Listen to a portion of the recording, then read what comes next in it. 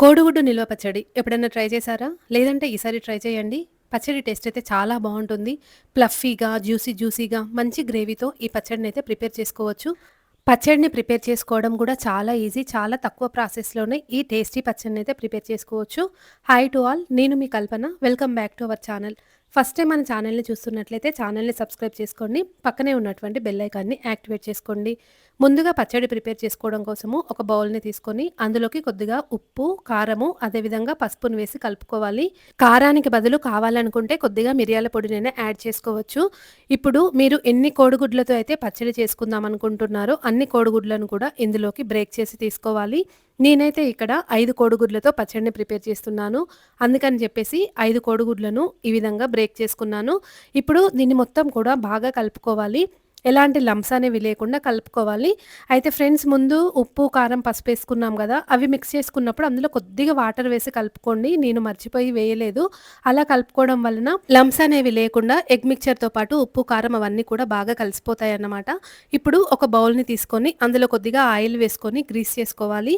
ఇప్పుడు కలిపి పెట్టుకున్న ఎగ్ మిక్చర్‌ని ఇందులోకి ట్రాన్స్‌ఫర్ చేసుకోవాలి.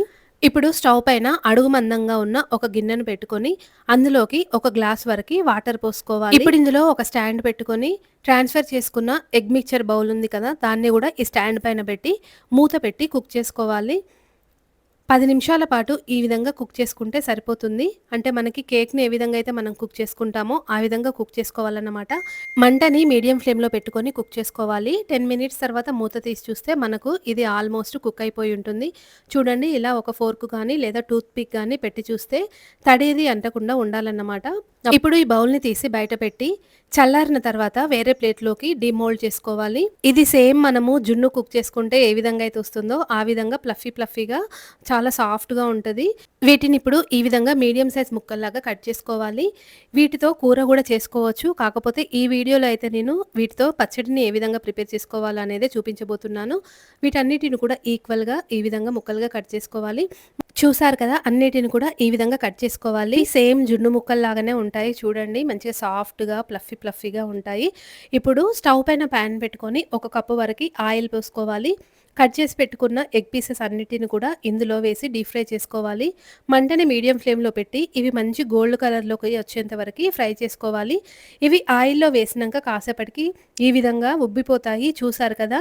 స్పాంజ్ ముక్కల్లాగా ఉబ్బిపోతాయన్నమాట. మీకు వీడియోలో చూస్తే అర్థమైపోతుంటది. ఇవి ఎలా అంటే పిల్లలు తినే మ్యాష్ మెల్లోస్ ఉంటాయి గదా! సేమ్ ఆ మ్యాష్ మెల్లోస్ లాగే అనిపిస్తున్నాయి ఫ్రై చేసేటప్పుడైతే.